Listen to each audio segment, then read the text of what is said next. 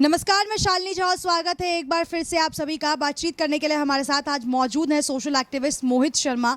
जिस तरीके से देश में बार बार पत्रकारों के साथ हमले हो रहे हैं और एक बार फिर से दिल्ली के बाद मध्य प्रदेश में कई पत्रकारों के साथ जो है बड़ी बात जो है वो सामने आई, उसको लेकर ही बातचीत करेंगे। मोहित, सवाल की शुरुआत यहीं से करूँगी। अभी दिल्ली के बुराड़ी में एक ऐसी वारदात सामने आई थी जहाँ पत्रकारों को कवर करने की वजह से, जब वो कवर करने गए, उनको पुलिस ने हिरासत में ले लिया। अब एक बार फिर से मध्य प्रदेश में जहां भाजपा की सरकार है, वहां पर पत्रकारों को निवस्त्र किया जा रहा है। कैसे देख रहे हैं आप? क्या देखिए, पत्रकार जो है वो इस देश का चौथा स्तंभ है और इस देश का प्रत्येक नागरिक इस देश के हर एक पत्रकार का सम्मान करता है।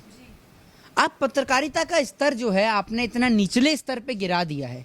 पहले एक समय पे अगर आप कहीं जाके बोलते थे ना कि मैं पत्रकार हूँ, तो चाहे वो पुलिस हो, चाहे वो कोई भी व्यक्ति हो, वो आपको रिस्पेक्ट करता था। लेकिन आज कुछ पत्रकारों के चक्कर में सभी पत्रकारों का जो है वो अपमान होना शुरू हो गया है।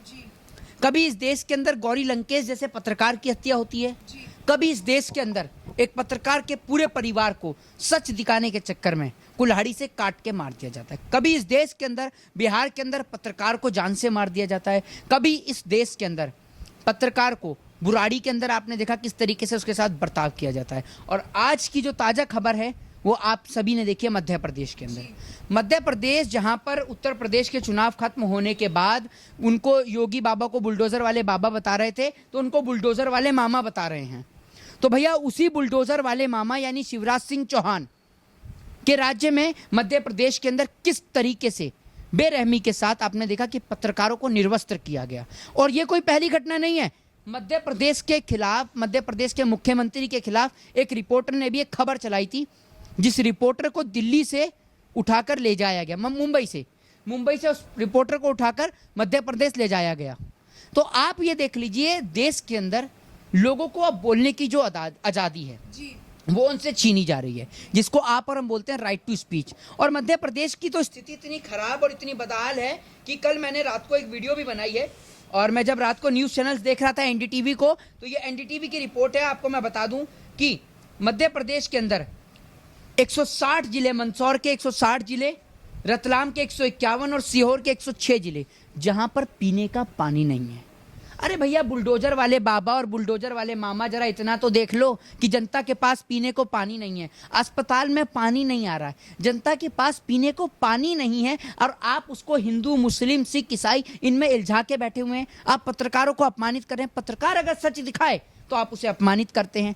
आप पत्रकार अगर सत्य को दिखाने का काम करे तो आप उसको निर्वस्त्र करते हैं। पत्रकार अगर सत्य दिखाए तो आप उसकी हत्या करवा देते हैं। ऐसा क्यों? क्योंकि प्रधानमंत्री तो खुद ही पत्रकारों को कहते हैं देश का चौथा स्तंभ है। ऐसे में पत्रकारों के साथ ऐसी घटना बार बार कहीं ना कहीं प्रशासन और सरकार पर भी सवाल खड़ा करती है। जहां पत्रकार देश का चौथा स्तंभ है, जिसका काम है सच को दिखाना, उसी सच को बार बार क्यों दबाया जा रहा है? नरेंद्र मोदी जी की नज़र में पत्रकार जो चौथा स्तंभ जो है, वो चौथे स्तंभ के पत्रकार सिर्फ जो हैं वो मैं आपको बता रहा हूँ, वो चौथे स्तंभ के पत्रकार हैं अर्नब गोस्वामी, वो हैं आपका सुधीर तिहाड़ी, वो हैं आपके दीपक चौरसिया, वो हैं सुरेश चौहान के।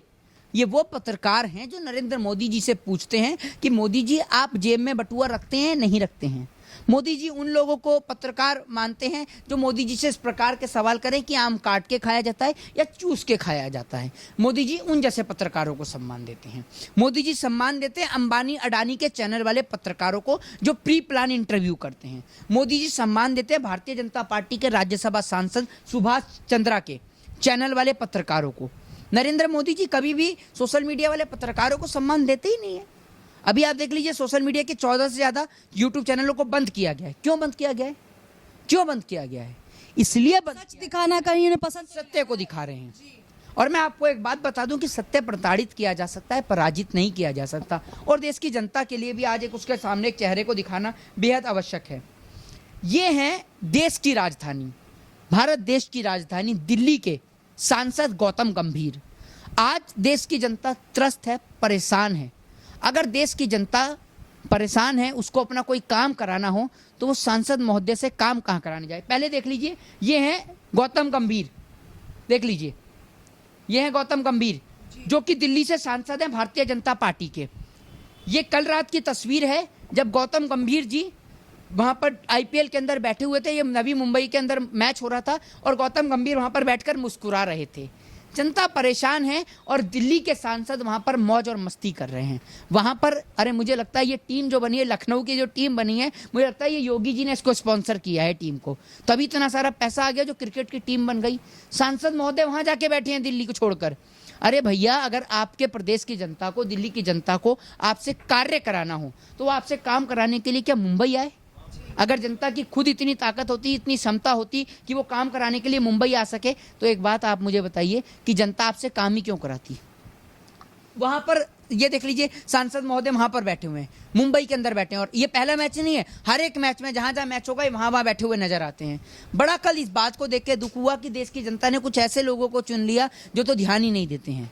वो लोग तो क्रिकेट का मैच देखने में लगे हैं और उन्होंने यही समझ रखा है, इस देश की जनता को पागल समझ रखा है, क्योंकि जनता को तो समझ में नहीं आ रहा और जनता भी रोज मैच देख रही है। देश के नौजवान हिंदू और मुस्लिम के नाम पे पागल हैं। देश के नौजवानों को ये नहीं दिख रहा कि भैया जिन सांसदों को आपने चुन के भेजा है वो भी तो मैच देख रहे हैं और मैच मुंबई के स्टेडियम में हो रहा है और आप इस बात को नहीं समझ रहे हैं। तो ये आप समझिए देश की जनता के लिए एक बहुत बड़ा विषय है, लेकिन जनता को हिंदू और मुस्लिम में उलझाया जा रहा है। अच्छा, आप कह रहे हैं जनता को हिंदू और मुस्लिम में उलझाया जा रहा है, तो ऐसा आखिर क्यों हो रहा है कि जो भी पत्रकार मोदी सरकार के खिलाफ आवाज़ उठाता है या उनके खिलाफ हो जाता है तो या तो उन्हें मौत के घाट उतार दिया जाता है या उनके साथ ऐसी हरकतें की जाती है, या वो प्रशासन हो या फिर वो राज्य पुलिस हो, जहाँ पर भी भाजपा की सरकार है। पत्रकारों के साथ इस प्रकार का दुर्व्यवहार इसलिए होता है कि आप ये देख लीजिए, पत्रकारों के साथ इतनी बड़ी घटना घटित हुई लेकिन एक भी पत्रकार नेशनल चैनल का इस बात को नहीं दिखाता है। क्यों नहीं दिखाता है? क्योंकि वो पत्रकार जो है वो गोदी मीडिया के पत्रकार हैं। आज पत्रकार भी दो श्रेणी के पत्रकार हैं।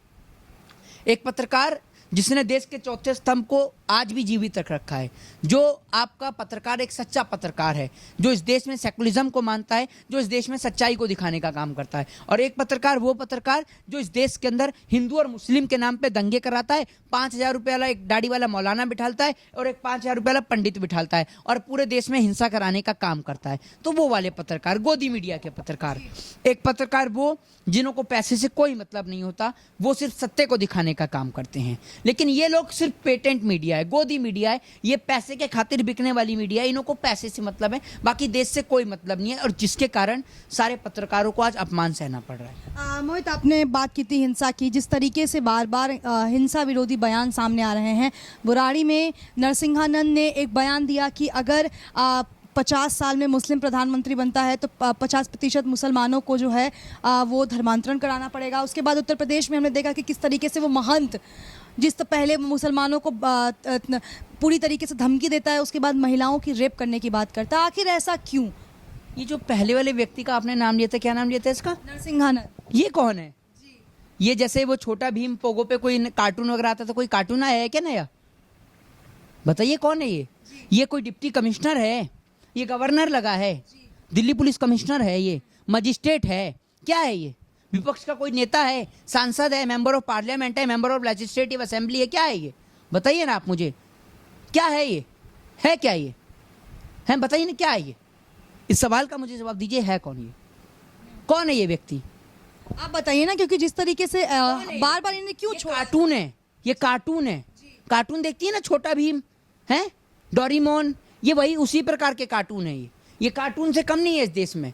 ये देश का माहौल खराब करने के लिए ये लोग हैं। ये माफ है, आपके सारे अपमानजनक विरोधी बयान माफ है। अगर आप काम कोई देश के विरोध में भी कर रहे हैं और आप बीजेपी के समर्थक है तो वो काम देश के हित में कहलाएगा, ये बात को आप समझिए। अगर आप किसी के साथ गलत प्रकार का व्यवहार कर रहे हैं, दुर्व्यवहार कर रहे हैं, लेकिन आप भारतीय जनता पार्टी के कार्यकर्ता, भारतीय जनता पार्टी के नेता हैं, तो आप सही कर रहे हैं, आप देश हित में कार्य कर रहे हैं। जो भी व्यक्ति बीजेपी में है वो देशभक्त कहलाएगा और जो दूसरी पार्टी में वो देशद्रोही कहलाएगा। तो ये दो तरीके का इफेक्ट इन्होंने माहौल पैदा कर दिया। दूसरी बात ये कि आप एक सम्मानित पत्रकार हैं, मैं पत्रकारों का सम्मान करता हूँ, लेकिन मैं आपको एक बात कहना चाहता हूँ कि दोबारा कभी आप जब भी ये मिलें या कभी भी किससे भी बात करें, इन प्रकार के लोगों का आप नाम ही मत लिया करिए। इन लोगों का काम है देश में माहौल को खराब करना, और इस प्रकार के लोगों से आप दूरी बनाएं तो बेहद अच्छा है। लेकिन जिस तरीके से अब उत्तर प्रदेश का चुनाव हो चुका है, उसके बाद तमाम राज्यों में चुनाव है, गुजरात की बात हो या फिर हिमाचल में चुनाव है, फिर से हिंदू मुस्लिम का चलन कहीं ना कहीं शुरू हो गया है। तो केवल चुनाव आते ही ये हिंदू मुस्लिम शुरू होता है या वाकई में इसके पीछे कोई राज्य? लोगों से कहना चाहूंगा कि मोहनदास करमचंद गांधी कोई मुसलमान नहीं थे, और ये लोग आज गुजरात के लोगों से मैं कहना चाहूँगा, ये मैसेज पूरे गुजरात के लिए, और बहुत जल्द 5 से 6 दिन के अंदर मैं गुजरात के अंदर जाने वाला हूँ, और गुजरात के अंदर मैं जाऊँगा और गुजरात की जनता को मैं एक मैसेज देना चाहता हूँ, गुजरात की जनता को मैं बताना चाहता हूँ कि आपको महात्मा गांधी के अपमान का बदला लेना। अगर आप गुजराती हैं और आप गुजरात से रहते हैं तो पूरे देश में जो भारतीय जनता पार्टी ने जो महात्मा गांधी को अपमानित करने का काम किया है, महात्मा गांधी की छवि को धूमिल करने का काम किया है, तो अगर आप सच्चे गांधी को मानने वाले हैं, अगर आप मानते हैं कि महात्मा गांधी ने आपके गुजरात का नाम रोशन किया, तो आज महात्मा गांधी के नाम पर वोट डालिएगा और भारतीय जनता पार्टी को हराइएगा, क्योंकि इनको हराने का एक ही तरीका है कि आप महात्मा गांधी के पक्ष में वोट डालें। आप दिखाइए कि ये देश गांधी के नाम से चलता है, और हम इस देश में गांधी के नाम पे गोली खाने को तैयार हैं, लेकिन सावरकर के नाम पे जीने को तैयार नहीं है। जी, आपने कहा सावरकर के नाम पे गोली खाने को तैयार नहीं है, लेकिन खुद प्रधानमंत्री नरेंद्र मोदी भी कहते हैं कि भाजपा जो है वो महात्मा गांधी के नक्शे कदम पर ही चलती है, लेकिन दूसरी तरफ ये भी तस्वीर ऐसे सामने आ रही है। मोदी जी जो हैं वो एक दोहरे चरित्र के आदमी हैं। मोदी जी ईद की बधाई देते हैं, रमजान की बधाई देते हैं, मोदी जी जो है ट्वीट कभी कभार उर्दू में भी नजर आ जाते हैं, लेकिन पूरे देश को नफरत का जहर घोलने का काम करते हैं। जब गांधी की जरूरत होती है तो 2 अक्टूबर को माला लेके वहां पर भी पहुंच जाते हैं राजघाट पे, और उन्हीं की पार्टी के नेता, उन्हीं के साथ के लोग महात्मा गांधी का स्टैचू बना के उसमें गोली मारने का काम करते हैं। प्रधानमंत्री नरेंद्र मोदी जी जब विदेश में जाते तो गांधी की बात करने लग जाते हैं, लेकिन जब जैसे इंडिया आते तो सब भूल जाते हैं। तो प्रधानमंत्री जी दोहरे चरित्र का खेल खेल रहे हैं देश की जनता के साथ, और ये बात देश की जनता को समझनी होगी। मेरी जनता से हाथ जोड़ के अपील है कि इस प्रकार के नफरती लोगों से दूर रहें। जय हिंद, जय भारत, वंदे मातरम। तो ये थे हमारे साथ सोशल एक्टिविस्ट मोहित शर्मा, जिन्होंने हमारे तमाम सवालों के जवाब दिए। इस वीडियो को लेकर आपकी क्या राय है, कमेंट सेक्शन में बताएं, और ऐसी खबरों के लिए मेरे चैनल को लाइक, शेयर, सब्सक्राइब करना बिल्कुल ना भूलें। धन्यवाद।